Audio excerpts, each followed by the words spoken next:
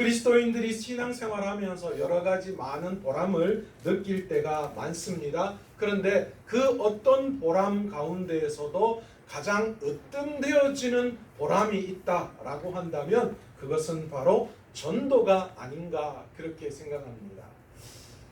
교회를 깨끗하게 청소하고 또 교회의 어떤 내가 맡은 사명을 감당하는 것도 하고 나면 참 뿌듯하고 좋지만 그러나 그 어떤 것보다도 영혼을 구원내는 그 일이야말로 성도들이 느끼는 가장 보람 있는 일이 아닌가 저는 그렇게 생각합니다. 오늘 이 장로님 어깨가 굉장히 보람 있게 마음이 있으신 것 같은데요. 여러분들 찬우가 여기 앉아 있어요. 저는 예배 드릴 때마다 이 찬우를 바라보면서 제 마음이 얼마나 뿌듯한지 몰라요.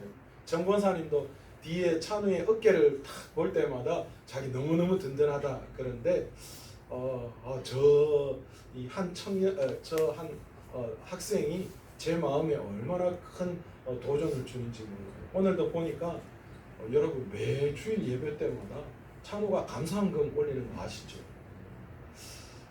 믿음 안에서 든든하게 서가는 모습을 보니까 너무 감사해요. 어떤 경우는요 수요일 날 오는데 친구들하고 떡볶이 먹다가 예배 시간 되니까 막 떡볶이 던지고 헐레벌떡 막 쫓아와서 수요 예배 때 탁하니 저렇게 앉아 있어요. 그 모습을 볼 때마다 제가 얼마나 든든하고 보람을 느끼는지 모릅니다. 그래서 전도의 열매를 한번 맛본 사람은 그 어떤 고난과 그 어떤 어려움이 있더라도 다시 전도의 씨를 뿌리는 자리로 나아갑니다. 왜요? 그 보람이 너무 크니까요. 최 권사님 그렇죠, 그죠? 최 권사님 노방전도 매주일날 한번 하시거든요. 근데 쉽지 않아요. 그런데 그럼에도 불구하고 이 더운 날씨에도 정말 모르는 사람 붙들고 전도지를 주면서 하는 이유는 그 전도의 기쁨이 무엇인지를 아시기 때문에 다시 나가게 되는 거죠. 오늘 본문은 박해로 인하여 예루살렘을 떠난 성도들 그들 중에 빌립을 중심으로 그들이 어떤 자세로 전도의 사명을 감당했는가라는 것을 오늘 성도들과 함께 나누기를 원합니다. 우리는 이 말씀을 통하여서 전도잔치를 준비하는 우리들이 어떻게 이 전도의 사명을 감당해야 하는지를 한번 도전받기 원합니다. 첫 번째 여러분, 우리가 전도자의 사명을 어떻게 감당해야 하느냐? 슬퍼하거나 낙심하지 않고 전도의 사명을 감당해야 합니다. 전도자는 실패하고 낙심하고 슬퍼하는 그런 것을 두려워해서는 안 됩니다. 오늘 본문 1절에 보시면 사울은 그가 죽임당함을 마땅히 여기더라. 그날에 예루살렘에 있는 교회에 큰 박해가 있어 사도 외에는 다 유대와 사마리아 모든 땅으로 흩어지니라. 그렇게 말씀하고 있습니다. 여러분 여기에서 사울은 그가 죽임당함을, 여기서 그가 누구일까요? 예루살렘 초대교회의 첫 순교자였던 스데반을 이야기합니다. 스데반의 순교는 예루살렘 교회에 대한 본격적인 박해가 시작되었다라는 것을 알리는 신호탄과 같았습니다. 그런데 놀랍게도 이 일에 가장 앞선 사람이 누구였어요? 성경은 사울이라고 이야기합니다. 다메섹 도성에서 예수 그리스도를 만나기 전 바울의 전 이름이었던 사울이었지요. 사울은 스데반의 죽음을 마땅히 여겼을 뿐만 아니라 오늘 3절에 보시면 뭐라고 이야기합니까? 사울이 교회를 잔멸할세라고 그렇게 기록하고 있습니다. 여러분 여기서 잔멸하다라는 뜻이 뭔 줄 아십니까? 씨를 말리겠다라는 그런 아주 무서운 단어예요. 다시 말해서 앞장서서 교회의 씨를 말려버리겠다라고 생각했던 사람이 사울이었다라는 것이지요. 이런 박해로 인해 예루살렘에 있던 그런 성도들은 유대와 사마리아로 흩어질 수밖에 없었습니다. 이런 박해로 말미암아 고향 예루살렘을 떠나 흩어진 성도들의 삶은 어떠했을까요? 그러니까 신앙의 박해가 너무 심해서 고향에서 살아갈 수가 없는 거예요. 그래서 어쨌든 간에 그 고향을, 신앙을 지키기 위해서는 고향을 떠날 수밖에 없는 그런 상황이었어요. 아마 전쟁통에 여기 고향 땅에 더 이상 살 수 없으니까 어쨌든 대충 챙겨서 피난길을 떠나는 그런 모습이 아니었나 우리는 그렇게 짐작할 수 있습니다. 몸을 거처가 따로 있는 것도 아니에요. 또 매번 그렇게 움직이려면 끼니 걱정도 해야 되고요.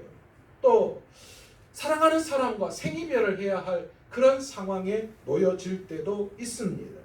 아마도 신앙의 박해를 피해서 이 이방과 사마리아로 흩어진 이들은 매 순간순간이 고통이었고 걱정일 수밖에 없었을 거예요. 하루하루 이게 무슨 꼴이고 라고 하는 절망과 눈물에 사로잡혀 있을 수도 있었을 것입니다. 그런데 여러분, 오늘 성경에 보시면 그런 흩어진 성도들이 뭐 했다? 라고 그렇게 성경은 기록하고 있습니까?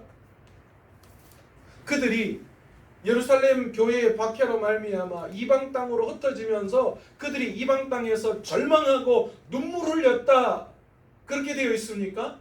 천만에요. 4절에 보시면 그 흩어진 사람들이 두루 다니며 뭐 했다고요?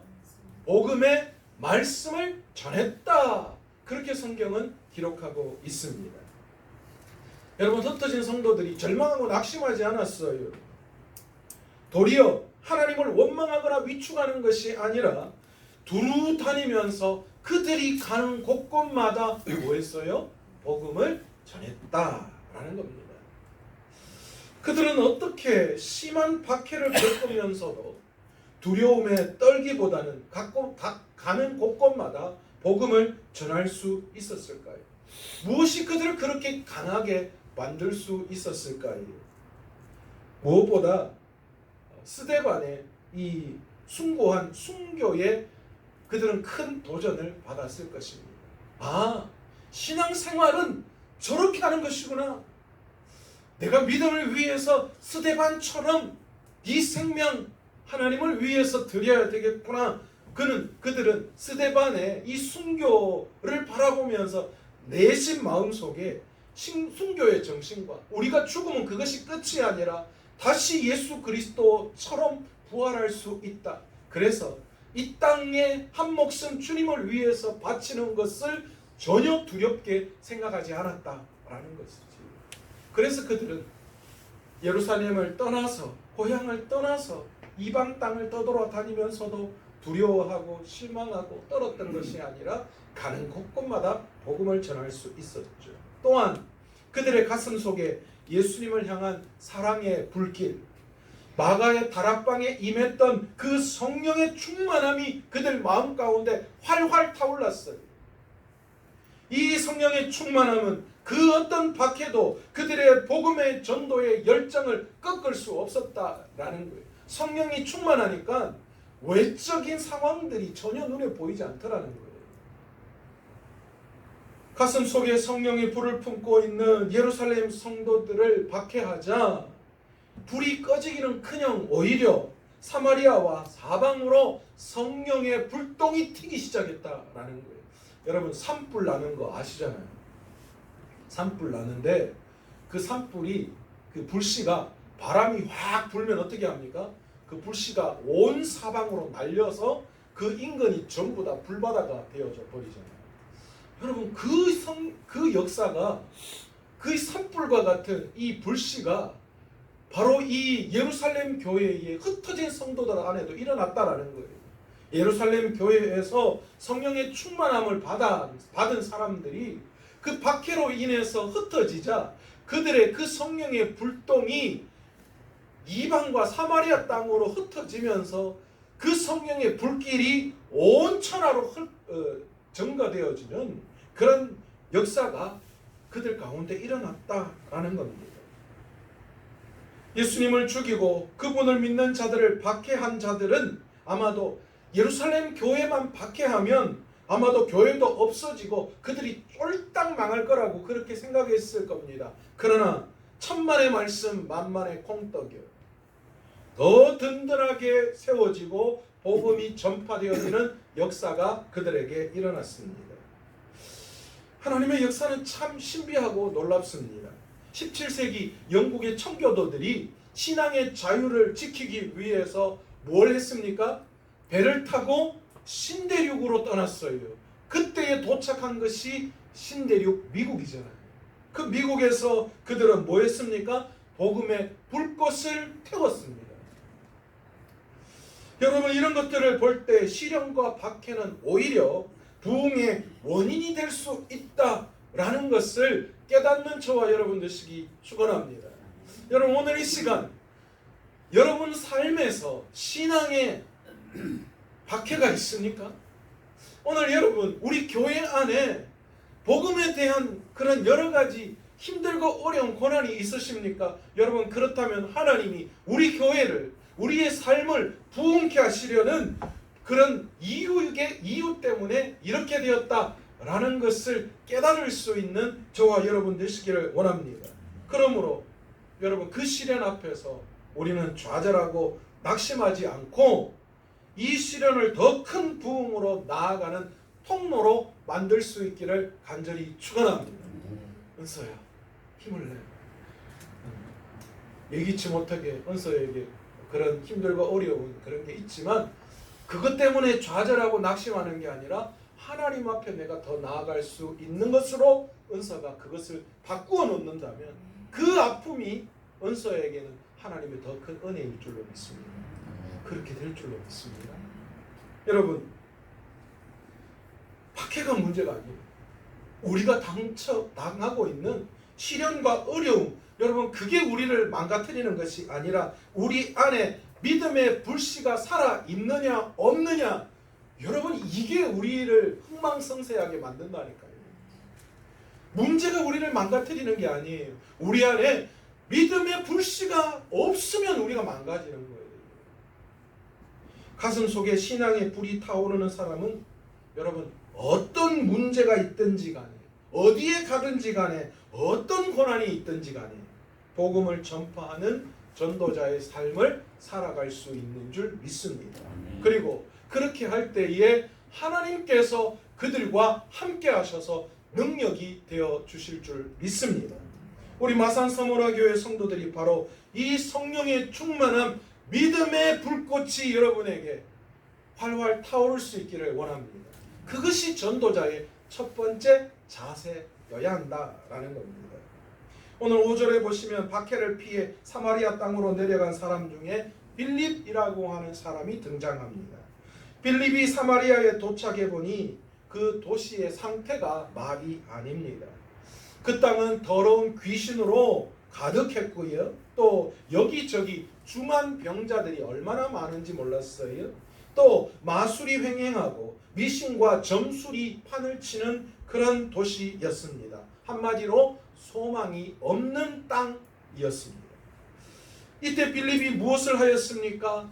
희망이 없어 보이니 박해가 끝날 때까지 여기서 그냥 조용히 숨어 살다가 그냥 가자라고 생각했느냐? 아니라는 거예요. 오늘 5절에 보시면 빌립이 사마리아 성에 내려가 그리스도를 백성에게 전파하니 그렇게 기록하고 있습니다. 여러분, 빌립은 그리스도를 사마리아 백성들에게 전파했어요. 어두운 땅, 희망이 없는 것 같고 절망 가운데 있는 것 같고 도저히 가능성이 없는 것 같은 그곳에서 빌립이 뭐 했다는 거예요? 빛 대신 그리스도를 전했다라는 거죠. 예수님의 크신 은혜를 경험한 빌립은 사마리아 영혼에 대한 빚진 감정이 그곳에서 일어났다라는 거예요. 여러분, 오늘 저와 여러분 모두는 예수 그리스도 안에서 뭐 한 사람이에요? 빚진 자들이잖아요. 빚을 탕감받은 사람들이잖아요. 그러니까 어때요? 그 놀라운 빚을 탕감해 주신 예수 그리스도께 뭔가를 해야 하겠다라는 그런 마음의 열정이 내 안에 있어야 되지 않겠습니까? 여러분, 빌립이 그런 마음이었어요. 사마리아 땅을 바라보며 절망이었어요. 야, 여기 이게 뭐 예수 그리스도를 전해도 이게 되겠나? 한 집 건너 한 집이 무당이고 온 세상 사람들이 다 타락해 있고 온 사람들이 병들어 있는 이 절망의 땅. 그러나 그 상황을 바라보면서 빌립은 빚진 자의 마음으로 내가 이 사람들을 구원하지 않으면 안 되겠다. 그 마음을 먹었던 거예요. 빌립이 이렇게 상한 목자의 심령으로 사마리아에 전도를 하였을 때에 어떤 역사가 일어납니까? 오늘 본문 6절에서 8절에 보면 무리들이 빌립이 전하는 말씀을 듣고 행하는 표적을 보고 한마음으로 그를 따랐더라. 그렇게 기록합니다. 수세기 동안 걸쳐 우상 숭배와 미신에 빠져있던 이 땅에 하나님의 말씀이 증거되어지자 귀신이 나가고 병마가 쫓겨나는 놀라운 역사가 사마리아 땅에 일어나게 됩니다.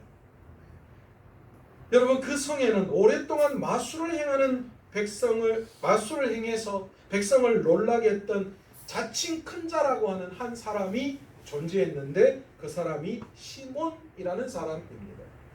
그런데 빌립이 하나님의 나라와 예수 그리스도의 이름에 관하여 전하자 시몬을 따르던 많은 사람들이 회개하고 예수를 믿고 세례받는 큰 역사가 일어났습니다. 그러자 이 마술사 시몬도 덩달아 세례를 받고 빌립을 쫓아다니기 시작합니다.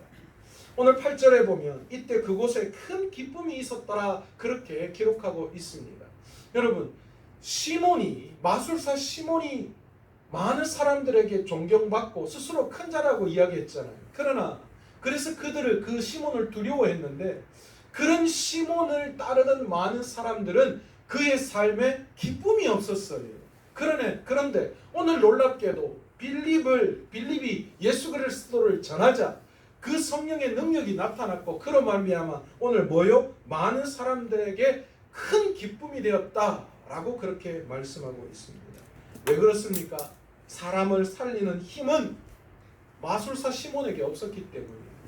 기적이 일어나고 뭔가 사람에게 우와 뿅 하는 것들은 그들에게 줄 수 있겠지만 그러나 그들을 살리는 생명의 역사는 오직 예수 그리스도밖에 없기 때문이죠.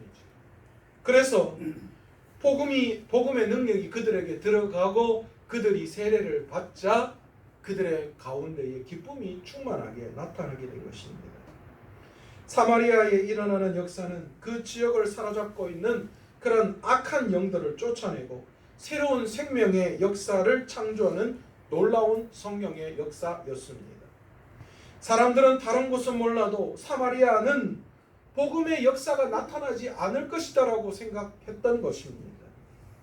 온갖 우상과 또 미신들, 혼합주의 이런 것들이 가득했기 때문에 정말로 소망이 없어 보였습니다.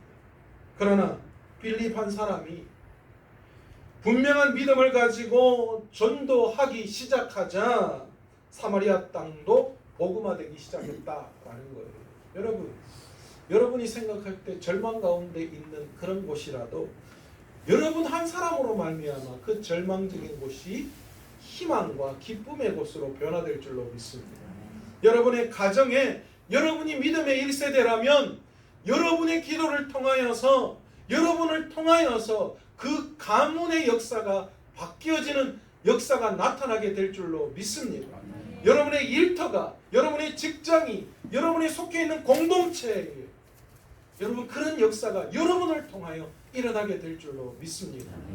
박병찬 집사님 계신 그 일터에도 집사님의 차에 뭡니까 후광에 이런 미행이 생기면서 사람들이 주님께로 돌아오는 역사가 나타나게 될 줄 믿습니다. 20세기 초 아시아 여러 나라들 중에서 가장 많은 선교사들이 들어갔던 20세기 초예요. 가장 많은 선교사가 들어갔던 곳이 중국입니다. 2위가 일본입니다. 그 당시에 사실 조선이라고 하는 나라는 선교를 들어가야 되겠다라고 생각지도 못했던 그런 나라였다라는 겁니다. 그때 여러분 조선은 엉망진창이었어요. 온갖 질병, 또 가난, 미신, 점술, 음주, 노예제도 뭐 하나 자랑할 것이 없는 나라였습니다.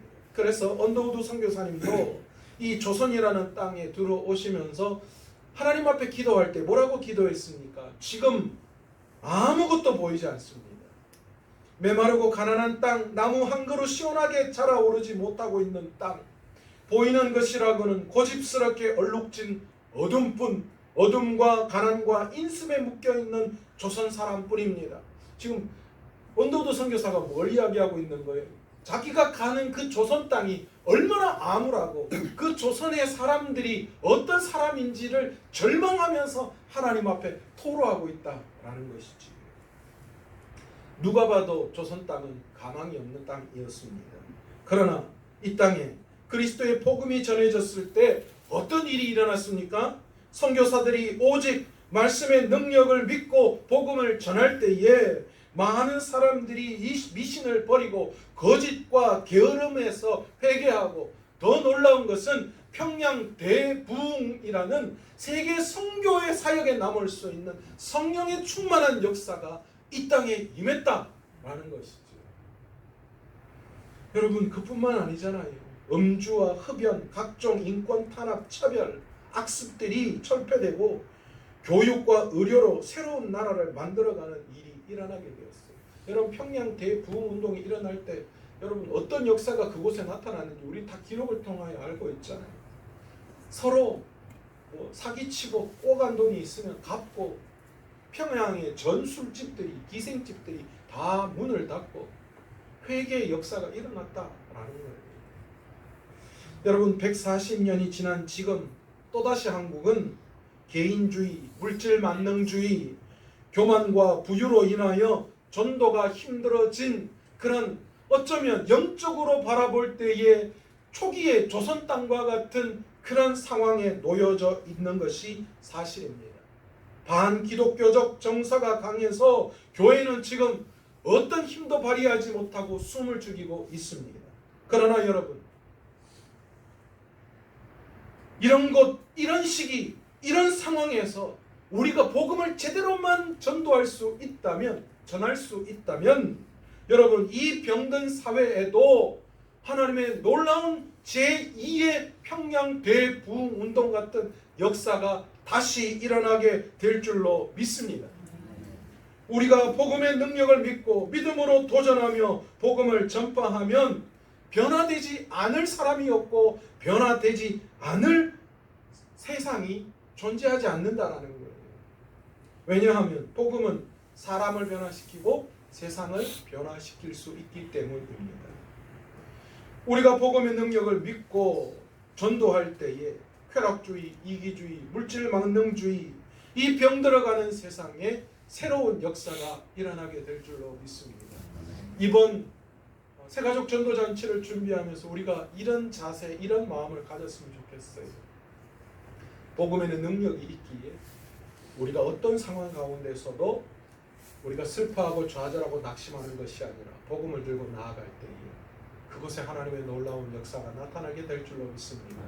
그 역사를 이번 전도잔치를 통하여 경험할 수 있는 우리 교회와 또 우리 온 성도들 되시기를 간절히 축원합니다. 우리